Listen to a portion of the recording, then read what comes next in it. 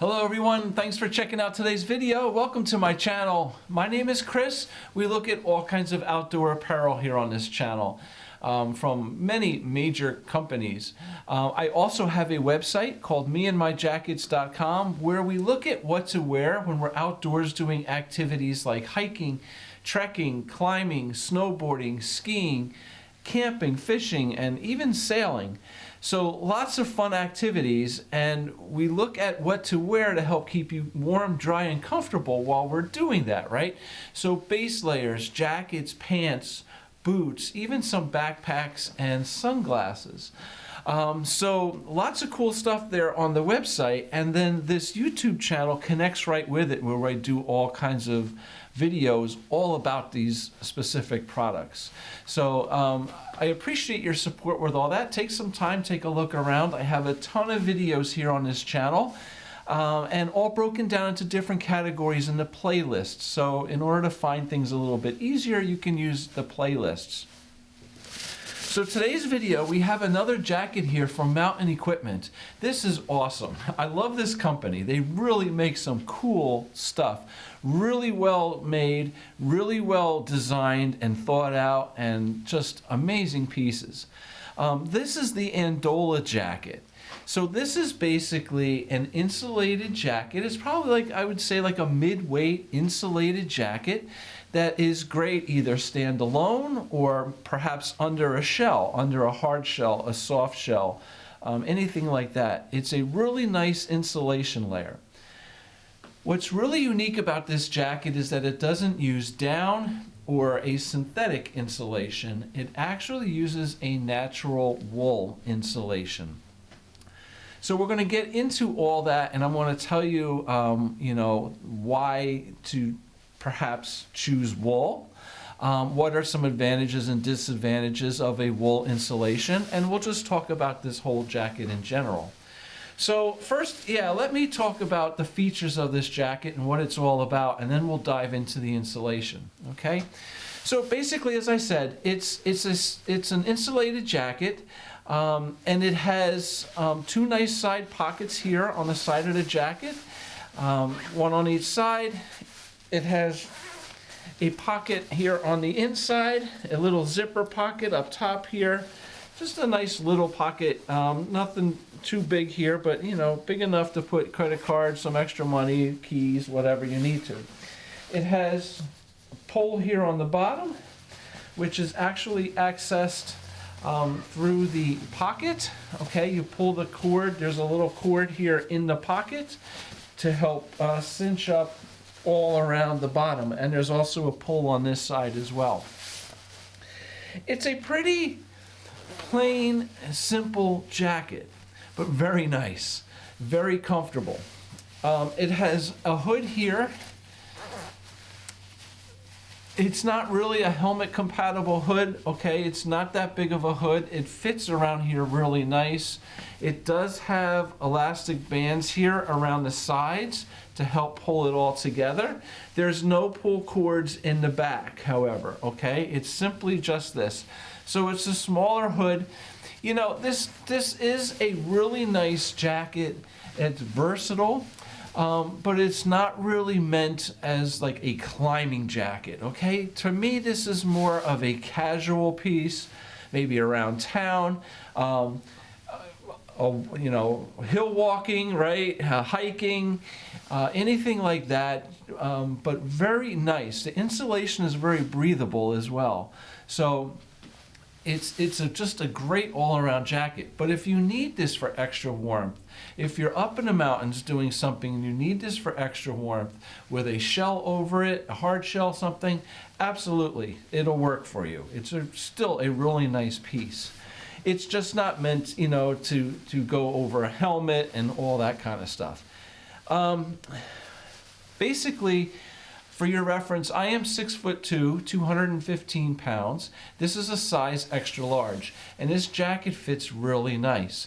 Some of the pieces from Mountain Equipment tend to run a bit smaller, a bit tighter on me through the body, just on me personally. And you know, they call that like an active fit. It's more of like a slim fit, a trimmer fit.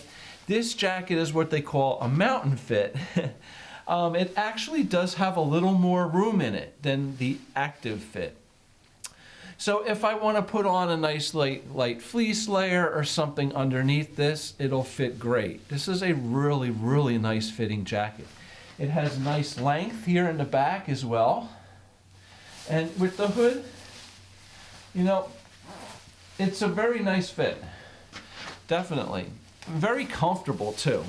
The outer face fabric here is a 20 denier face fabric that is going to be wind resistant, and it does have a DWR coating for some moisture resistance. So light rain, a little snow, it'll be fine. In a soaking downpour, this is not the jacket for that reason. And we'll get into the insulation here a bit too, and talk about that. But yeah, again, as just a nice casual jacket, you know, walking, hiking, stuff like that, this is really, really nice. Okay, so also on the inside of the jacket, the material here on the inside is a nice kind of a nylon material as well. It's also a 20 denier material here that allows for that breathability also. So this insulation, I actually have some notes here because it's new to me. There's not very many jackets out there, you know, in this outdoor, you know, mountaineering world that uses wool. Okay, so it was kind of new to me, so I did a little research, and I want to use my notes here because I want to get it right, and I want to remember everything to tell you about it. All right, so first of all, let's talk like it's pros and cons, okay? So on the pros side, it's natural and sustainable. Now, I know Mountain Equipment on their website says that they obtained this wool from a local farm. So it's definitely really nice that they can work with somebody close by, and they know it's ethically, you know, acquired, and it's sustainable, and it's the whole bit. So wool is basically a renewable and biodegradable resource, making it an eco-friendly alternative to synthetic insulations. And brands often source wool from ethically and sustainable farms, adding to its environmental appeal. So that's really nice, right? It is very good. Wool is very good at temperature regulation. Okay, a lot of synthetic insulation has a certain ability to hold and maintain heat. Okay, so whether you are in 60-degree weather or 20-degree weather, okay, that insulation is going to have the same ability to hold and maintain your heat no matter what the temperature is outside. So if it's 20 degrees, okay, it's going to hold and maintain a certain amount of heat. If it's 60 degrees, it's going to hold and maintain a certain amount of heat, the same amount of heat. The problem is the warmer it gets, right, the hotter you're going to get, okay? Wool, as well as alpaca wool, alpaca fiber. I have some jacket reviews from a company called Paca that uses alpaca, and it's very similar, that it's more comfortable in a wider range of climates and temperatures. So it has the ability to keep you warm and, you know, hold that heat in colder weather, but in warmer weather, it actually has the ability to release more of the heat and kind of self-regulate itself better and keep you more comfortable in warmer temperatures. So that's a nice thing with wool. So as it says, wool excels at maintaining body temperatures. It keeps you warm in cold conditions and prevents overheating in milder weather by releasing excess heat. So that's very cool.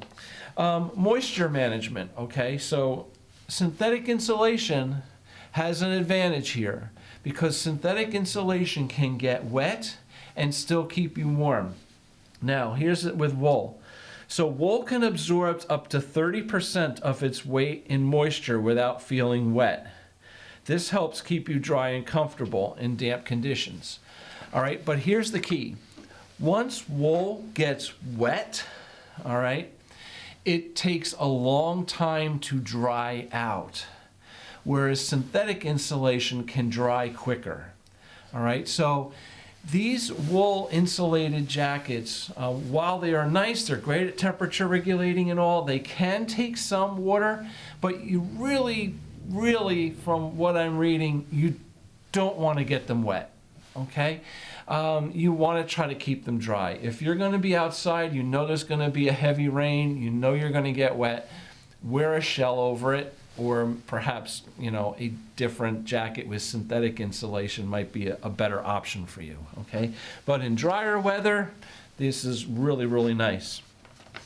Okay, odor resistance.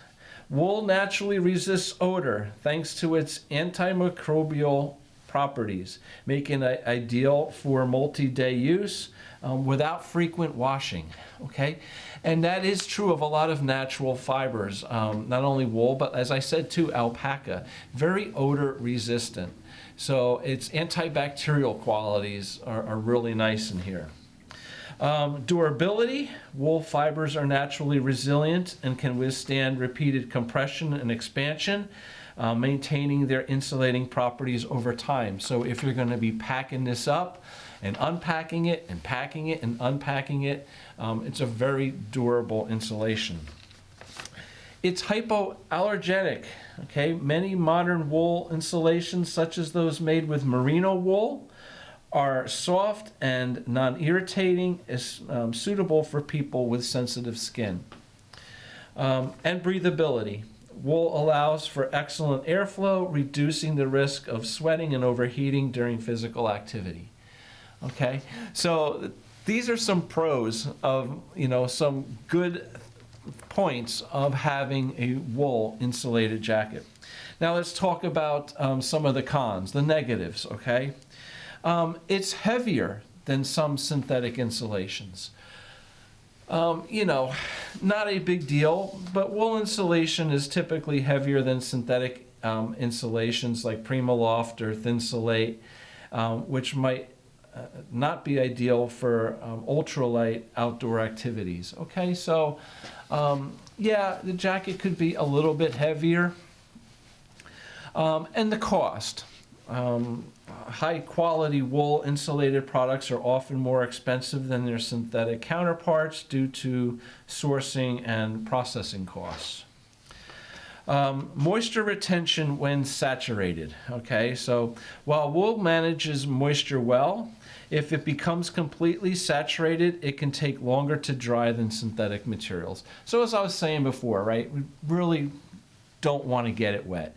If you're out and there's a little drizzle, a little light rain, you have a DWR coating on here, it will help to repel some light moisture, but for the most part, if you know it's going to rain, I wouldn't suggest wearing a wool insulation jacket, okay?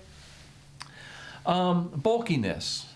All right, wool insulation can be bulkier compared to synthetic insulation, potentially impacting the jacket's packability.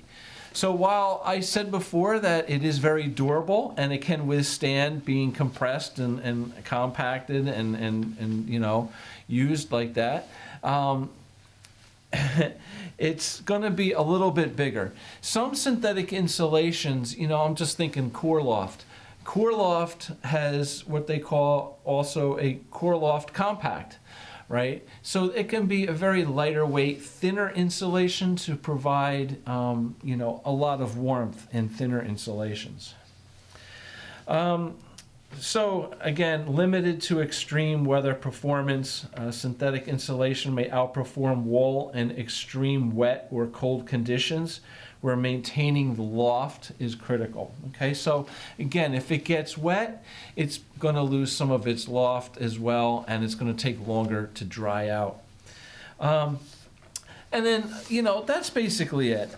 Finally, the last kind of thing I want to talk about with the wool insulations is it's not really a pro or a con. I'm just going to keep this kind of separate and just say washing it. Okay, the maintenance of it is going to be a little bit different. Not bad, you know, nothing crazy, but washing a wool insulated jacket, you should have a wool specific detergent.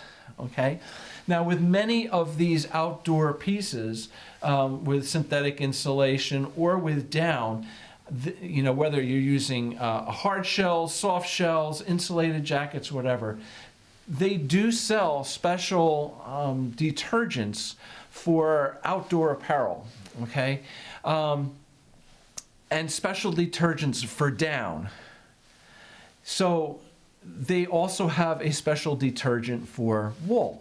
Okay, so just know if you have this jacket, if I'm going to be washing, you know, some of my outdoor jackets and fleeces and stuff like that, that I'm going to want to do this separately and not use my technical detergent. I want to use a wool detergent on this.